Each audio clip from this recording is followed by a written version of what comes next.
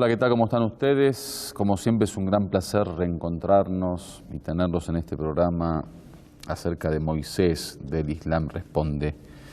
Moisés, vamos a hablar acerca de su vida, su nacimiento, de su relación con Faraón, del reencuentro con su madre, de su relación con Shuaib o Jetro.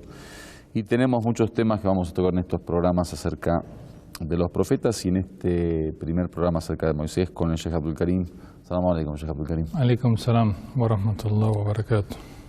Bueno, vamos a hablar del profeta Moisés, Musa en árabe, alayhi salam, con el C de la paz. Y lo primero que se pregunta siempre es acerca del comienzo de la historia de Moisés, que se habla de su nacimiento. ¿Cómo fue su nacimiento? ¿Cómo se desarrolló?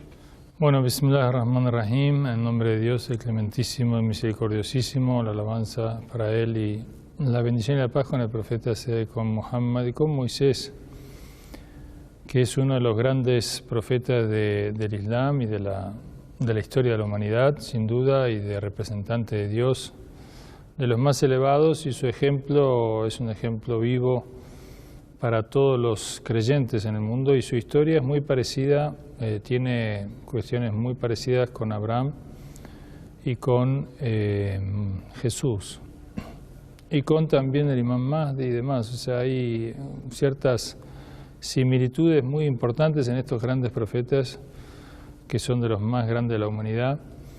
Y entre ellas, por ejemplo, está que su nacimiento, digamos, de alguna manera tienen una gran misión. Estos son profetas muy elevados que van a enfrentar al poder, al núcleo de poder de su época, y realmente tienen un enfrentamiento muy fuerte y van a salvar y van a guiar y van a mostrar el camino a toda una sociedad. Y en el caso de Moisés, al igual que sucedió con otros, se narra que el faraón tuvo una pesadilla donde vio un fuego que se elevaba desde la zona de Jerusalén y llegaba a Egipto y destruía todo, salvo a Ban Israel o a los hijos de Israel. Y se despertó muy alterado y le dijeron que la interpretación de ese sueño que pidió, le dijeron que era el nacimiento de un profeta y que este profeta de Ban Israel lo iba a destronar, y que obviamente ellos tenían ese conocimiento de tradiciones anteriores, de profetas anteriores, lo esperaban. Los judíos, que en ese entonces no se llamaban judíos, sino hijos de Jacob o hijos de Israel, que estaban siendo esclavizados por el faraón en Egipto, esperaban y pedían a Dios este Salvador. Y entonces se va a mandar a matar a todos los bebés, recién, digamos, a los bebés que nazcan, de ahí en más, para intentar, creía él, evitar, digamos, el nacimiento de esta persona. Evidentemente el sueño fue tremendo, y la seriedad que le dio al sueño y a la premonición y a los dichos de los sabios, digamos, y las personas que tenían conocimiento de su corte, realmente los llevaron a hacer esa cuestión terrible que era esclavizar a las mujeres, matar a los varones, tomar a las hijas, ¿no?, como esclavas. Y bueno, este es el principio, pero por supuesto Dios tenía su plan y Dios interviene. Dios va a salvarlo a Moisés de la misma manera que a Abraham, de la misma manera que a Jesús, de la misma manera que al profeta Muhammad, que también fue perseguido y lo querían matar. Y de hecho algunos sostienen que la muerte del padre y de la madre del profeta no es casual, sino que fueron matados, buscando matarlo a él. Y de hecho muchos monjes decían del profeta Muhammad que lo cuiden de aquellos falsos seguidores del judaísmo que lo querían matar. Desgraciadamente las religiones, tanto el judaísmo, el cristianismo como el islam, o en general, cualquiera sea de la doctrina, hay gente que es más consecuente con esas doctrinas y hay hipócritas que usan esa doctrina para un dominio, digamos, terrenal y demás. Y bueno, ese es el comienzo de la historia del profeta Moisés. El embarazo de su madre es ocultado, digamos, y suceden en torno a su nacimiento y en torno a sus primeros años una cantidad de milagros extraordinarios como el que acabamos de relatar en cuanto al momento de nacer, pero después también a lo largo de su historia. Quizá uno de los puntos de la historia de Moisés que es realmente uno se pone a pensar y ahí ve la mano de Dios y cómo Dios va armando toda una historia, quizá como un proceso desde el comienzo del nacimiento, en su relación con Faraón, que bueno, termina Faraón adoptándolo, se va a educar con Faraón, va a crecer con Faraón y después va a terminar siendo el profeta que enfrenta a Faraón y acaba con Faraón. ¿Cómo ocurrió esto de la adopción de Moisés por parte de Faraón? Bueno, en las narraciones en el Corán tenemos que Dios, en la Biblia también, algunos pasajes son exactamente idénticos. Y tenemos que Moisés, a pesar de esta matanza que se hace, todas las casas de Bani Israel están vigiladas. Pensemos que obviamente estaban siendo esclavizados y tenían un control sobre ellos tremendo. E incluso se narra que hasta tal punto llegaba el control que había espías en las casas y que la madre de Moisés va a tener un embarazo que no se va a notar, ya como un milagro. Y después hay una narración que, digamos, yo leí un libro sobre historias proféticas que tampoco puedo, en el libro no discierne demasiado tradiciones, digamos, si son totalmente y acabadamente aceptadas, pero esta creo que sí, es que cuando la madre lo oculta a Moisés en un horno, no sé si vos escuchaste esta historia, y el horno obviamente estaba apagado, lo oculta ahí donde hacían el pan en la casa, y vienen a hacer una requisa a los soldados, ¿no? Y la hermana de la madre, digamos, la tía de Moisés sería, sin saber que estaba Moisés en el horno, prende el horno. Es una narración ahora, como fuera, los soldados revisan todo y obviamente cuando ven el horno encendido, digamos, siguen de largo hasta que se van. Y eso demora lo que demora y entonces había habido como alguna denuncia o una falsa alarma, el resultado es que los soldados se retiran y entonces, bueno, la hermana, digamos, va al horno y la madre cuando ve el horno encendido se desespera, corre y ve que Moisés está jugando ahí en el medio del fuego, ¿no? Que nosotros esta tradición la podemos aceptar más allá del estudio de sus fuentes, que en el libro no decía, pero que es otra característica similar que sucedió también este milagro con Abraham. Y lo cierto, bueno, es que después va a venir una revelación de Dios, le va a decir que lo ponga en una suerte de Moisés, ahora como fuera un cofre o lo que fuera.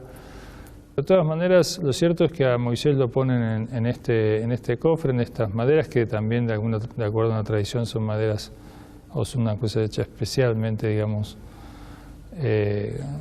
con maderas del paraíso que hubiera traído el arcángel Gabriel. Lo cierto es que Moisés va a ser recogido por Asia, la esposa del faraón, con el faraón que estaban, según otra tradición, esperando en el Nilo, a las orillas del Nilo, porque aparentemente tenían una hija que había nacido con lepra, o que era leprosa, y que alguien le había inspirado de que alguien que fuera un sabio iba a venir del Nilo y que le iba a curar con su saliva. Sea o no verdad esta tradición, lo cierto es que ellos recogen a Moisés, y Moisés tenía sí una característica que dice el Corán directamente, y es que era de tal atracción y despertaba tanto amor que era irresistible. Entonces, hasta el mismo faraón, sobre todo bajo el convencimiento de su esposa, que le insiste al faraón, lo va a tomar, ¿no? Él sospecha que puede ser de Bani Israel, pero la esposa le dice, pero es hermoso, digamos, y no tenemos más hijos, y no podían tener más hijos. Y también puede ser que esa tradición, que de hecho, de acuerdo a esta tradición, efectivamente Moisés la va a curar a la otra media hermana, digamos. No hermana, sino hermana adoptiva, digamos. Bueno, sacando el tema de la dificultad de una madre de dejar un hijo, abandonar un hijo, no abandonarlo, obviamente con el permiso de Dios y bajo el ojo de Dios y bajo la misericordia de Dios, pero bueno, al fin y al cabo se aleja, deja a su hijo en el agua, lo lleva al agua, a la corriente, hasta que se encuentra con el faraón, lo adoptan y hay una separación con la madre. Pero al fin y al cabo, y volviendo a hablar del tema de la mano de Dios, hay un reencuentro. ¿Cómo se desarrolla ese reencuentro? Esto de que la madre lo deja en realidad es una orden de Dios, una revelación, y Dios la tranquiliza y le da la seguridad y le conforta el corazón y le fortalece el corazón para hacerlo. Y esta es otra similitud quizás también con Abraham o Ibrahim, que bueno, en el caso de Abraham es él el que va a dejar en un desierto a su hijo Ismael y a Hajar o a Agar, y por supuesto que, bueno, que ella se somete a esta revelación confiando en Dios, pero es una prueba muy difícil, pero lo hace porque de lo contrario el bebé más tarde o más temprano iba a ser descubierto, y es Dios quien la está guiando, el mismo Dios que le hizo ver todos los milagros anteriores, por lo que la madre, una gran creyente y una de las mejores mujeres de la historia de la humanidad, lo va a hacer.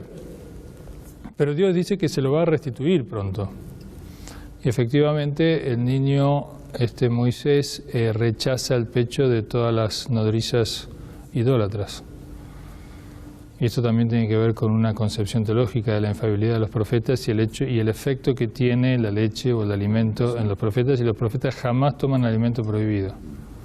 Y la leche de una persona idólatra es un alimento que no puede tomar un ser puro como un profeta, y entonces lo rechaza hasta que la hermana, que esto está en la Biblia igual que en el Corán, que sigue digamos, el derrotero de Moisés en el agua y cómo es tomado por la esposa del faraón y cómo es introducido en el palacio, se va a presentar, digamos, y el bebé que llora de hambre y que nada lo consuela. Bueno, al final ella sugiere que hay una persona que en estos momentos ha tenido un hijo y tiene leche, y que la traigan y que ella lo pueda amamantar, y efectivamente es el pecho que va a aceptar Moisés, y el faraón también acepta.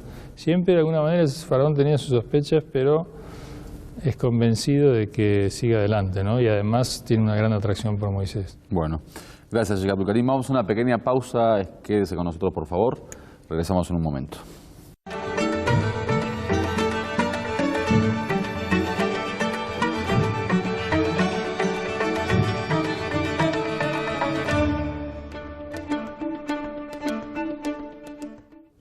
Muchas gracias por habernos esperado. Estamos nuevamente hablando acerca de Moisés en el Islam Responde. Sheikh Abdul Karim, hay una parte de la historia de Moisés que se habla sobre el encuentro que tuvo con Shuaib, o Jetro en español, y la historia de sus hijas y todo lo que después va a terminar en el matrimonio de Moisés con una de sus hijas y todo lo que viene. ¿Qué se sabe de este encuentro entre Moisés y Jetro? Bueno, después de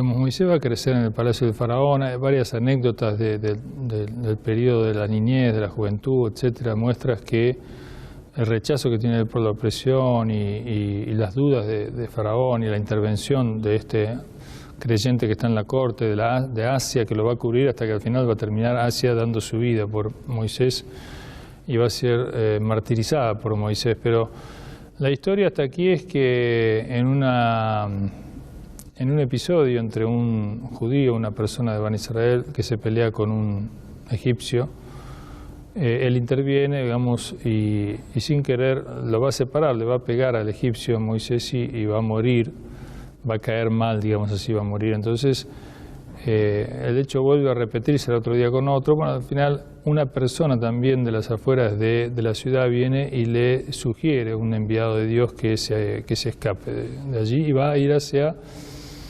la zona de Irak, digamos, la Mesopotamia, ahí donde se va a encontrar en Madián con Shuaib. En el camino también suceden cosas interesante, digamos así, pero lo cierto es que cuando llega a este lugar donde está el profeta Shuaib, pero ve a sus hijas, no las conoce, pero que están, digamos, con un rebaño, y unos hombres, otros pastores, no las dejan alimentar a su rebaño y digamos, no respetan el turno y se aprovechan y las dejan a ellas al margen, por lo cual aparentemente todos los días ella demoraba mucho en abrevar a su rebaño. Y entonces Moisés, cuando ve esa situación de injusticia, de abuso, de opresión a esas mujeres, las va y las ayuda, y ahí se suceden también una serie de milagros con el bastón de Moisés y con la cómo extrae agua del pozo y abreva su rebaño. Y entonces las hijas van a verlo a su padre. Las hijas le explican a Moisés el problema que tienen, porque son ellas las que tienen que abrevar y no hay un hombre ahí.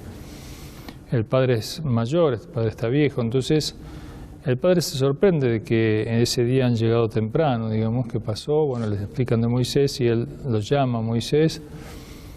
Y es el encuentro de dos profetas, porque Moisés todavía no es profeta, pero tiene todas las condiciones y es el hombre que Dios está preparando para la gran misión. Y Jetro, que es un Shoaib, que es un gran profeta también, y que va a ser que lo va a, digamos, le va a ofrecer una de sus hijas en matrimonio. Y también hay un episodio donde Moisés tiene una conducta con las hijas, sobre todo con una de ellas, que es la que viene, la mayor, que lo viene a buscar a él para llevarlo junto a su padre. Y Moisés, cuando van caminando, le dice que espere, que vaya detrás de él y vaya adelante, etcétera, que también tiene que ver con el pudor de Moisés y la condición, digamos, pensamos que Moisés era joven, era un hombre que en las tradiciones dice que este camino de Egipto hasta Madián, él tardó muchos días y que se alimentó de hierba, etcétera, que realmente fue muy sacrificado. Y en esa situación hace una súplica a Moisés y le pide a Dios una ayuda, y viene este episodio con la hija de Shoaib y Shoaib, que le cambia la vida y realmente deja de padecer soledad y de alguna manera el sufrimiento de ser una persona que huyó de su lugar y que no tiene dónde estar, y se va a casar con la hija mayor de Shoaib y va a, después de 10 años de estar con él, digamos, va a venir la orden de ir hacia Egipto. Y en el camino a Egipto va a venir el tema de la revelación, que ahí comienza la misión propiamente dicha de Moisés como profeta. Bueno, sobre la revelación, Sheikh Abdul Karim, se habla en el Corán que hay varios tipos de revelación y que, bueno, en la historia del profeta Muhammad, Gabriel directamente, el arcángel Gabriel se aparece con la revelación, otros profetas de otra manera. La revelación de Moisés, de hecho, es uno de los modelos que plantea el Corán. ¿Cómo se desarrolla, cómo se produce la revelación a Moisés? Claro, a veces Dios se revela en forma directa, a veces se revela a través del arcángel y a veces se revela a través de personas, de hombres o de otras cosas, de un intermediario que puede ser un ser vivo o no, puede ser un animal, puede ser una planta, puede ser, en el caso de Moisés, la zarza ardiente, el árbol que de ahí va a surgir la voz.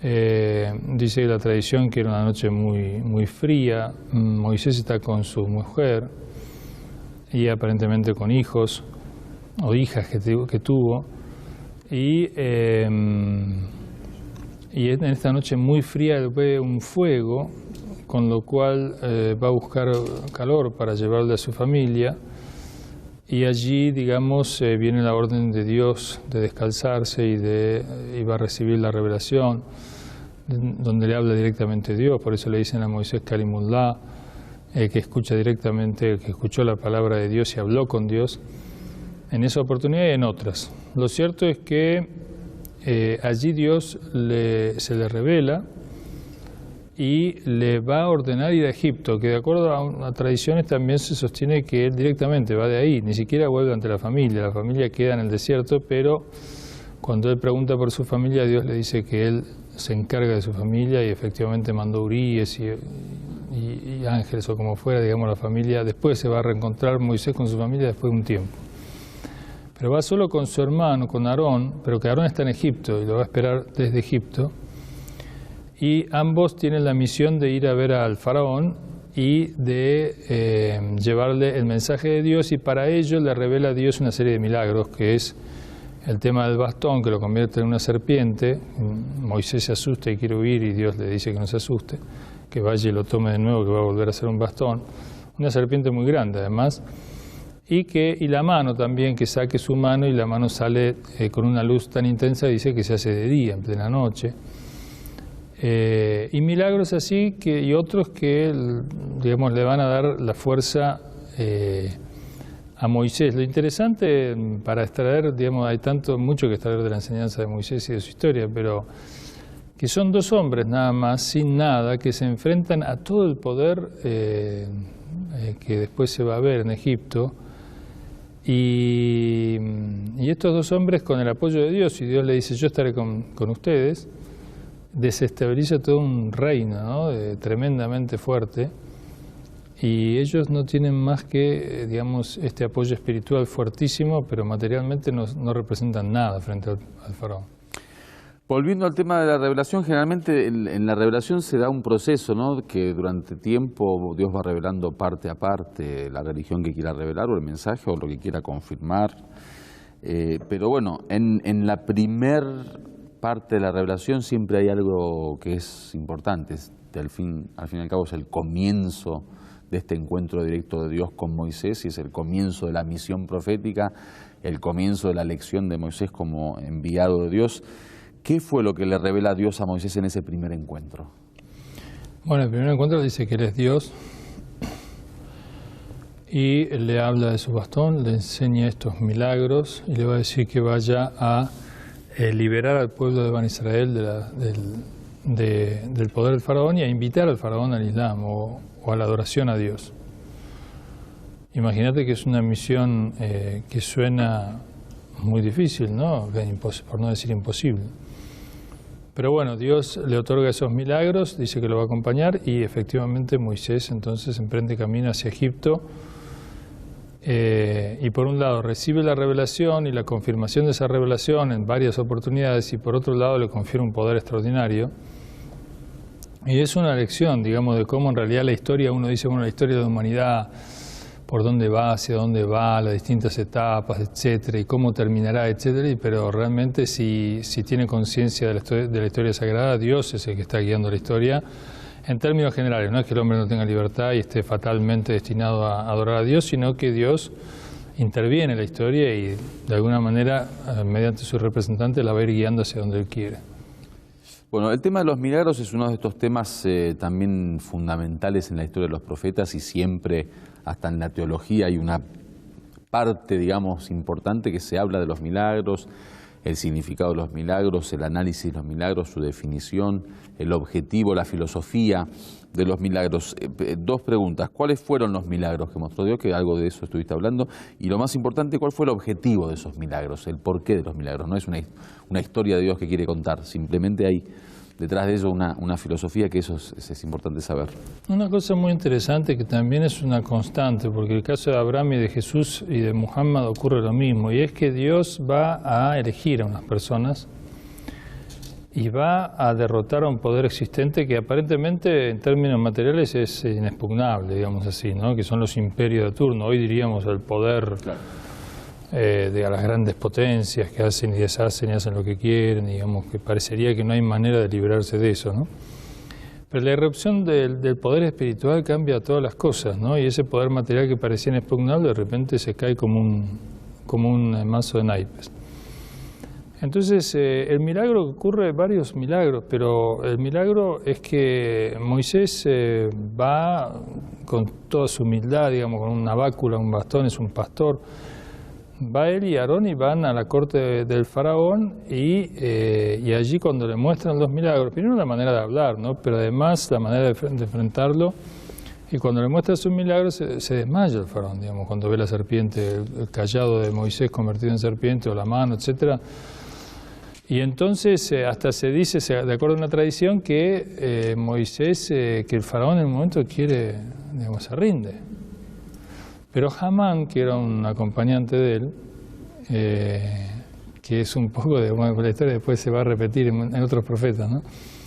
Le dice que no, que este es un mago y que le quiere sacar su poder y que él lo va, digamos, porque Moisés en un momento le dice que si tú te conviertes, Dios te va a conservar el reino y te va a rejuvenecer, porque Moisés, de acuerdo a unas tradiciones, Faraón era muy viejo, pero viejo. Y Faraón le gustaba el tema, la idea, pero digamos Hamán lo convence de que no y entonces van a reunir a todos los magos, etcétera. La constante y el punto en común, porque desgraciadamente no hay mucho tiempo, tenemos que hacer un tercer programa Moisés, pero bueno, veremos, es que cómo Dios prepara el terreno para que todo el mundo sea testigo de eso. Y realmente lo prepara el enemigo, no es que lo prepara Moisés. Moisés no le dice que venga y se reúna.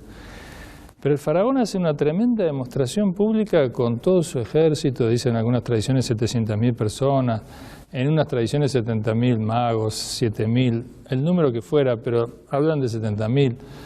toda una cuestión, imagínate una cuestión imperial, ¿no? Y del otro lado 2 hombres, y nada más, aparentemente 2 hombres que están desafiando todo ese poder. Y entonces, bueno, los magos comienzan con su magia, después y todo se derrumba, digamos, para Faraón, ¿no?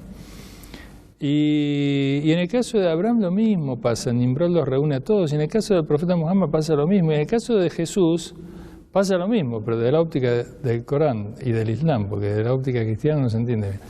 En el sentido de que Jesús también va a Jerusalén y todo se arma toda una cuestión en Jerusalén, que bueno, después eso tiene su interpretación desde el punto de vista del Corán, que es producto ya de otro tema. Gracias, señor Abdul-Karim. A ustedes también les agradecemos por habernos acompañado hasta este momento. Estuvimos hablando acerca del profeta Moisés. Recuerden que pueden visitar nuestro sitio web www.hispantv.com o bien llamarnos por teléfono al teléfono que aparece en pantalla. Nos vemos la próxima semana. Que Dios los bendiga. Muchísimas gracias.